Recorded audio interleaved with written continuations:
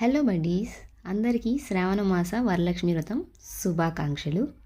ఈరోజు ఈ వీడియోలో మీకు ఈజీగా సింపుల్గా అరిటాకుతో తాంబూలాలు ఎలా ఇవ్వాలో చూపిస్తాను, చూసేసేయండి.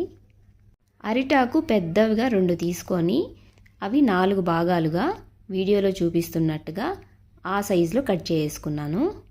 తర్వాత పసుపు, కుంకుమ, ఆకు, ఒక్క, జాకెట్ పీసులు, గాజులు, పూలు, పండ్లు తీసుకొని పక్కన పెట్టుకున్నాను. మామూలుగా అయితే 3కి, 5 మందికి, 9 మందికి, 11 మందికి అలా ఇస్తూ ఉంటారు కదా తాంబూలము. నేనైతే 5 మంది ముత్తైదులను పిలిచి 5 మందికి అయితే తాంబూలం ఇవ్వబోతున్నాను. అందుకని 5 మందికి తాంబూలాలు ఇచ్చే విధంగా ఏర్పాటు చేసుకున్నాను.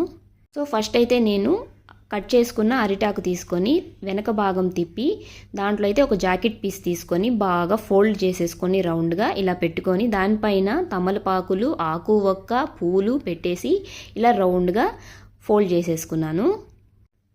మామూలు దారానికి పసుపు రాసన్న కట్టచ్చు, నేనైతే ఇలా కలర్ దారం తీసుకొని టై చేసేసి ఒక ఫ్లవర్ అనేది పెట్టేశాను.